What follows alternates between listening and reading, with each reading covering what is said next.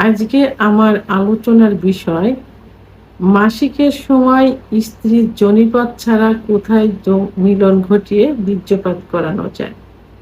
দেশের এবং প্রবাসের ভাই বোনদের প্রতি সালাম। আসসালামু আলাইকুম। আমি প্রভাষক ডাক্তার রিক্তা পারভিন, হোমিওপ্যাথি এবং আয়ুর্বেদিক চিকিৎসক। অনেক ভাইয়েরা প্রশ্ন করে থাকে যে স্ত্রীর যখন মাসিক হয় তখন স্ত্রীর যোনিপথ ছাড়া আর অন্য কোন বিকল্প পথে মিলন ঘটিয়ে বীর্যপাত করা যায়। এমনকি যে সব মা বোনদের বাচ্চা ডেলিভারি হয়েছে এবং ডেলিভারির পর অনেক সময় দেখা যায় যে ৪০ দিন পর্যন্ত ব্লিডিং হয়। কোনো ক্ষেত্রে ৩ মাসও হয়। তো তখন স্বামীদের প্রশ্ন থাকে যে আমরা এখন স্ত্রীর যোনিপথ ছাড়া কোন অঙ্গে মিলন ঘটিয়ে বীর্যপাত করবে। আসলে এটা খুবই গুরুত্বপূর্ণ একটা বিষয় এবং প্রশ্ন করেছেন। তাই এই বিষয় নিয়ে এখন আলোচনা করব। সাধারণত মেয়েদের পিরিয়ড হয় ২৮ দিন পর। কোনো মহিলাদের ৩০ দিন পর হয়, কোনো মহিলাদের ৩৫ দিন পরও হয়। তো এই যে মাসিক যখন হয় তখন ৩ থেকে ৫ দিন সর্বোচ্চ পিরিয়ড থাকে। কোনো ক্ষেত্রে রেয়ার ৭ দিন পর্যন্তও থাকে। তবে ৩ থেকে ৫ দিন পর্যন্ত বেশি থাকে। আর বাকি দিনগুলো কিন্তু ফ্রি থাকে। তো বাকি দিনগুলোতে স্বামী-স্ত্রীর সঙ্গে কিন্তু নিয়মিত আ ফিজিক্যাল সম্পর্ক করা যায়। কোনো মহিলাদের অভিযোগ থাকে তার স্বামীরা আ নিয়মিত সহবাসকে রেগুলার, এমনকি পিরিয়ড হলে বন্ধ দেয় না। তো সেক্ষেত্রে এই যে মাত্র ৩ থেকে ৪ দিন কোনো একটা বিষয় না। এটা ভালোবাসার জন্য, স্ত্রীর জন্য, প্রাকৃতিক নিয়মের জন্য কিন্তু এটা ছাড় দেওয়া যায়। আবার বাচ্চা ডেলিভারির পর যেটা হয় এটাও প্রাকৃতিক একটা নিয়ম যে ৩ মাস পর্যন্ত থাকে। এটা প্রাকৃতিক নিয়ম। সেক্ষেত্রেও আ বাকি বছরগুলোতে যখন সহবাস করা যায় প্রত্যেকটা দিন পিরিয়ড ছাড়া, সেহেতু ৩ মাসও কিন্তু একটু ধৈর্য সহকারে আল্লাহর আ নিয়ম অনুযায়ী তার উপর আ আ নিয়ম ফলো করে কিন্তু এটা রাখা যায়। তারপরেও কিছু স্বামী আছেন যারা নিজেকে কন্ট্রোল করতে পারে না। আবার কিছু স্ত্রী ভয় পায় যে তার স্বামীরা অন্য জায়গায় চলে না যায়, পরকীয়ায় লিপ্ত না হয়। তা এই ভয়টা পেয়ে থাকে। তো সেক্ষেত্রে আ আল্লাহ তাআলা কিন্তু আম আ সহবাসের জন্য নির্দিষ্ট জায়গা নির্ধারণ করে দিয়েছেন। সে জায়গাটা হলো স্ত্রীর যোনিপথ। যোনিপথই উপযুক্ত একটা জায়গা এবং খোদা তাআলার বিধান অনুযায়ী। তো সেই নিয়ম অনুযায়ী যোনিপথ দিয়ে সহবাস করার নিয়ম। কিন্তু অ্যা এখন অনেকেই দেখা যায় যে অ্যা রেকটাম অর্থাৎ মলদ্বার পায়ুপথ দিয়ে সহবাস করে থাকে। এটা কিন্তু ইসলামিক ধর্মীয় রীতি অনুযায়ী সম্পূর্ণ গুনাহের কাজ। কবিরা গুনাহ এটা। এ পথ দিয়ে যৌন মিলন কখনোই করা যাবে না। ইসলামের দৃষ্টিকোণ থেকে কবিরা গুনাহ, মেডিকেল সায়েন্স এ কিন্তু এ এই পায়ুপথ কেন?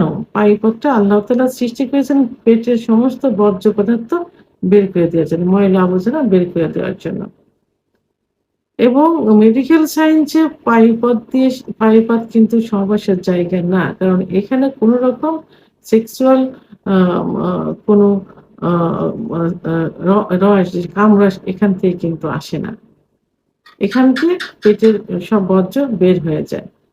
তো এখন যদি এখানে আ স্ত্রীকে জোর করে এপাশ দিয়ে সহবাস করা হয়, শুধু তাহলে এখানে কিছু টিস্যু থাকে। এই টিস্যু গুলো অনেক সময় চিড়ে যায়। চিড়ে গেলে কি হয়? পর্যাপ্ত ব্লিডিং হয়। অনেক সময় রোগীর মৃত্যু কিন্তু হতে পারে।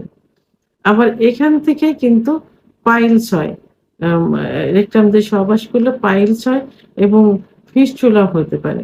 আবার মলদ্বার অনেক বড় হয়ে যায়। তখন মলের বেগ আসলে অনেক সময় কিন্তু ওটা চেপে রাখা যায় না। এমনিতেই হয়ে যায়। আ মলদ্বার দিয়ে সহবাস করলে অনেক সময় দেখা যায় যে ইনফেকশন গুলো ভিতরে হয় এর থেকে ক্যান্সার হওয়ার ঝুঁকি থেকে যায়। সেহেতু মলদ্বার দিয়ে কখনো সহবাস করা যাবে না। আবার অনেকে মুখে ওরাল সেক্স মুখ দিয়ে আ মুখে মিলন ঘটিয়ে বীর্যপাত ঘটায়। এটা একেবারেই আমার মনে হয় বিকৃতি রুচির একটা বহিঃপ্রকাশ। সেহেতু এ বাড়িতে করা যাবে না। কারণ আম স্বামী-স্ত্রী উভয়ের গোপন কিছু রোগ থাকতে পারে।